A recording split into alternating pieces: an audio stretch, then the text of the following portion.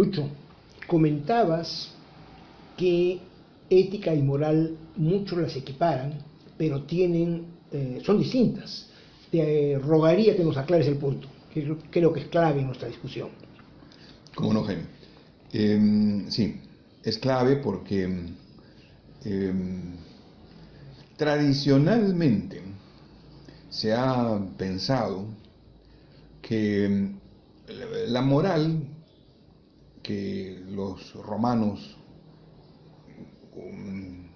que es el término que usaron los romanos para traducir la ética de los griegos, o sea, tradicionalmente se pensó que de ese modo se estaba haciendo simplemente una traducción del término ethos por el término mos mores en el latín, del griego al latín, y que por lo tanto deberían entenderse como sinónimos.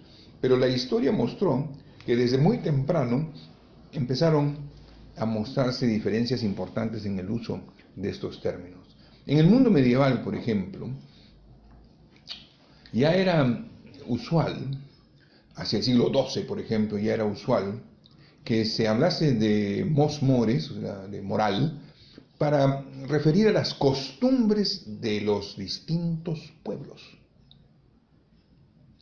Y subrayo distintos, porque en el momento en el cual empiezan a presentarse las diferencias en el comportamiento de germanos, francos, godos, visigodos, en ese momento uno se da cuenta de que hay diversidad de costumbres que se llamaban mores. La palabra moral está vinculada con estas costumbres que de hecho tienen los pueblos. Pero la necesidad de cristianizar a los pueblos, es decir, de que la cultura clerical del mundo medieval les diese patrones uniformes de comportamiento independientemente de la diversidad de sus costumbres, permitió que se utilizase ética de una manera diferente a moral. La ética cristiana,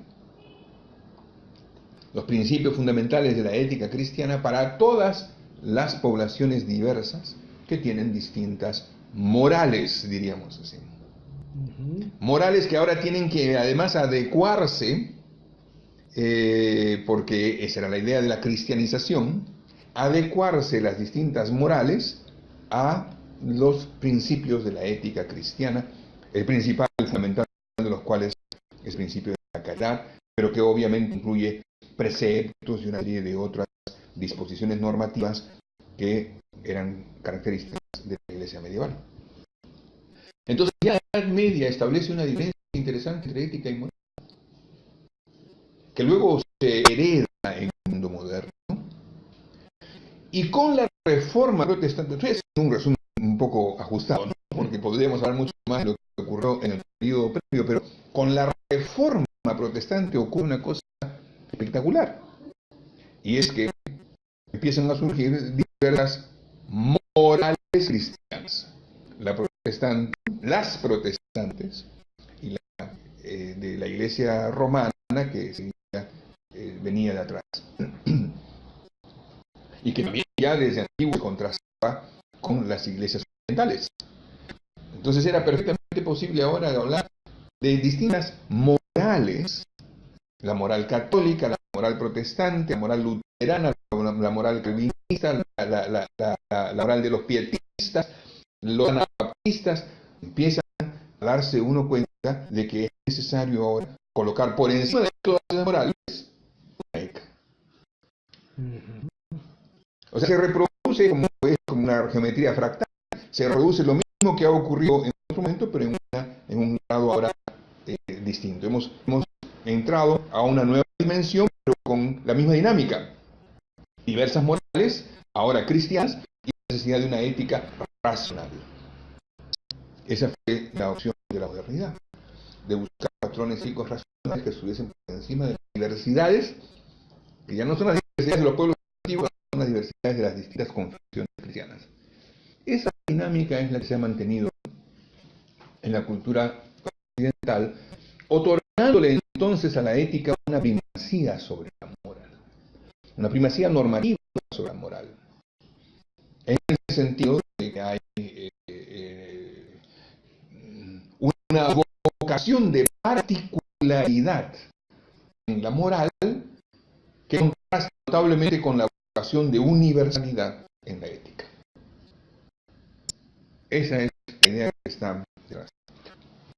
Entonces, ¿cómo se fue desarrollando esa ética que nosotros estamos ahora concibiendo como la ética de los derechos humanos en la cultura occidental, como el discurso ético fundamental de la cultura occidental de los derechos humanos, sobre la base de lo que encontró como elementos comunes en todas las distintas moralidades cristianas? Las distintas morales cristianas tienen troncos de elementos comunes fundamentales. Estos son los que aparecen como principios, los principios de que hablábamos hace un momento: la dignidad de la persona humana, la igualdad de todas las personas en dignidad, la libertad, la justicia y la paz. Todas las distintas formas de concebir la vida moral cristiana que aparecen en el mundo moderno coinciden en eso. Aceptarían sin ninguna duda eso. El problema es cómo interpreto yo cada uno de esos principios. Ese es otro problema. El problema de la interpretación es otro problema, pero el problema del enunciado de los principios y la aceptación de que esos son los principios que deben gobernarnos universalmente a todos los seres humanos, independientemente de nuestras confesiones, eso sí está logrado. Entonces, ahí es donde es necesario establecer una diferencia entre ética y moral, y donde ocurre ahora el siguiente capítulo conflictivo que estamos nosotros viviendo. Y es que la ética de los derechos humanos tiene una mirada claramente secularizada de el modo como debe vivir correctamente un ser humano, que contrasta notablemente, es decir, esencialmente distinta a la forma como, por ejemplo, la moral católica sigue asumiendo que debe vivir correctamente un ser humano, no desde una perspectiva secularizada, sino desde una perspectiva estrechamente vinculada con la voluntad de su creador. Aquí se cruzan un poco a mi criterio tanto el mensaje religioso como algún principio de derecho natural con consagraciones ya legales que la humanidad en su conjunto ha suscrito. Sí, tienes toda la razón. En cierta forma, el derecho natural puede verse como una estrategia que se desarrolla en el momento en que se percibe esta crisis. Se percibe muy pronto, muy temprano se percibe esta crisis que estamos viviendo nosotros ahora, pero que en sus bienes ya se percibía.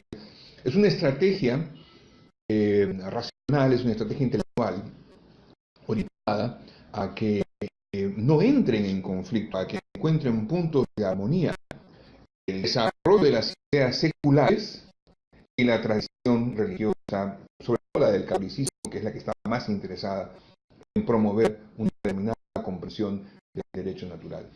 Es una estrategia para armonizar. Viene desde Tomás de Aquino, en realidad esa es la idea de base que hay ahí, la necesidad de armonizar. Lo que se veía caminaba con su propia dinámica y que iba en curso de colisión con la tradición. Entonces, lamentablemente,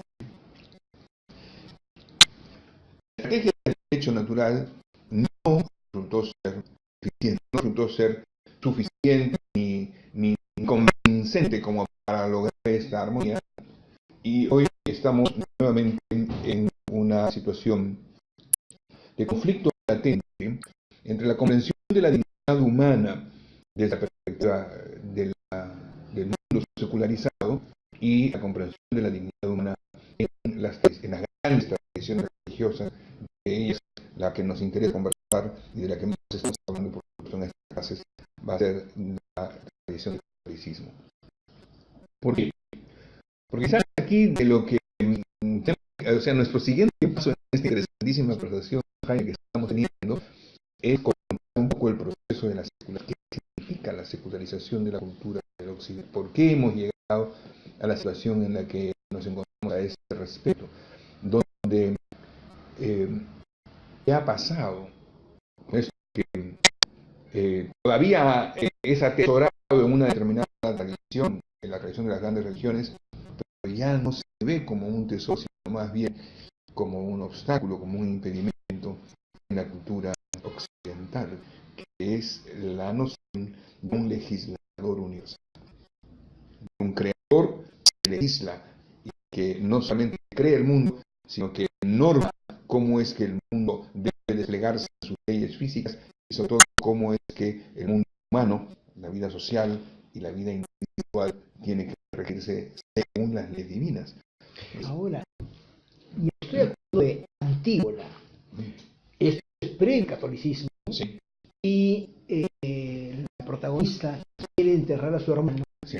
y ha sido sancionado por traición a tierras, Sí. y que debe morir y ser devorado por los cuervos.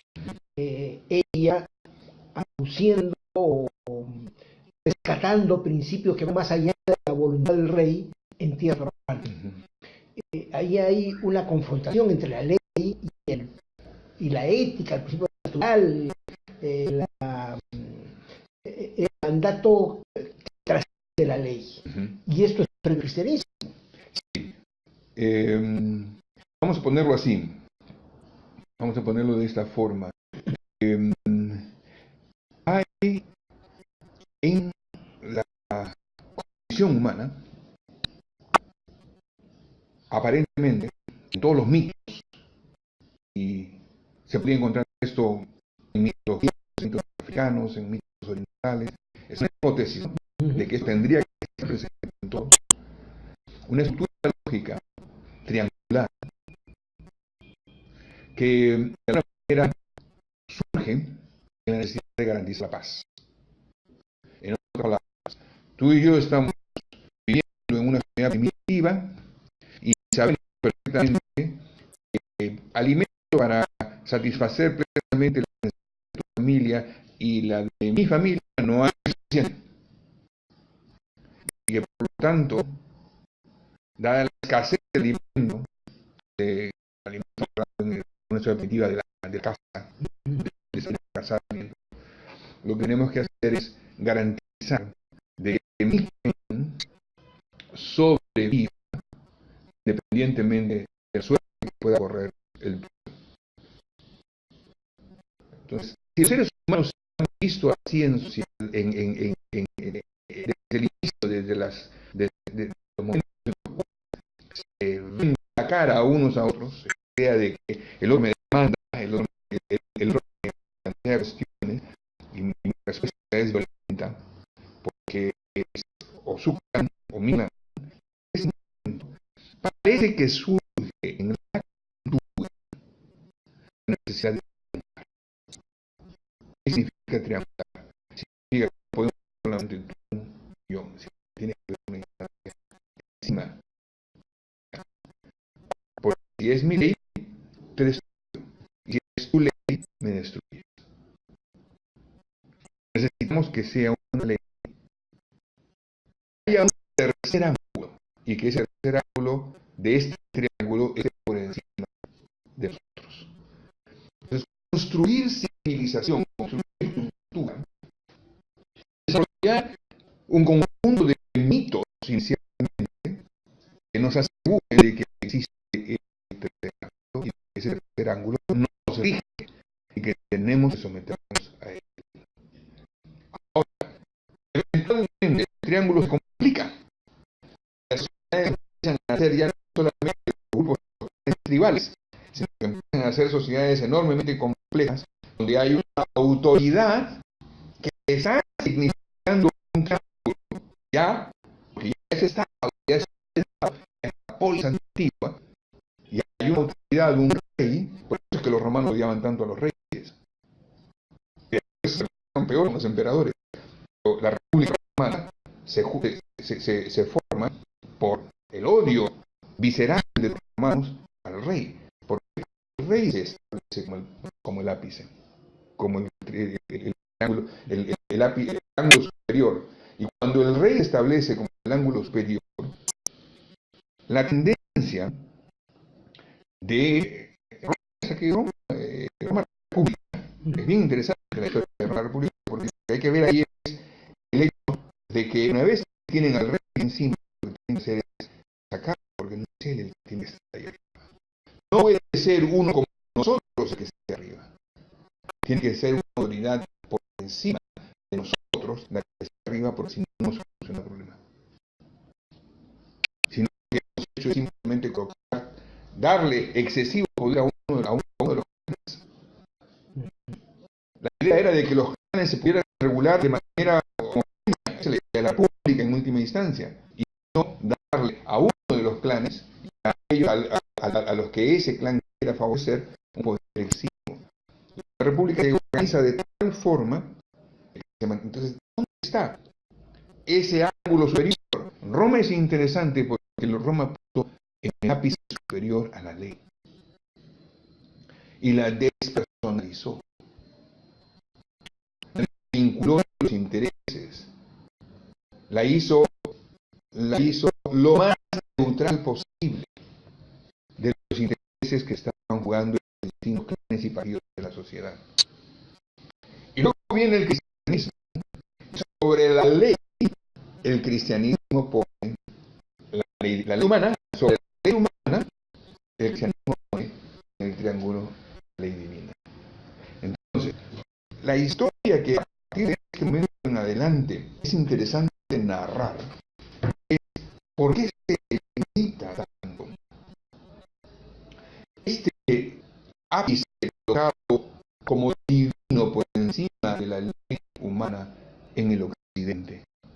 Y por qué hoy, en cierta forma, con lo que hemos contado acerca de los derechos humanos y de la forma como es engarzado con las legislaciones nacionales a partir de la Carta de las Naciones Unidas, ¿por qué es que volvemos a la ley humana y ya no hacemos la ley divina como el ápice de este triángulo indispensable, necesario? Porque sin ese triángulo nos matamos.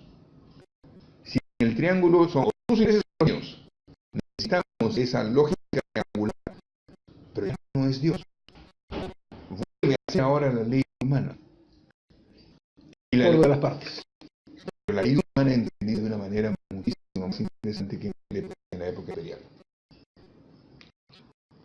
Pues, gracias. Es bien interesante y deja siempre tema para profundizar. Lástima que estos entrevistas tengan que ser así puntuales, pero ha tenido una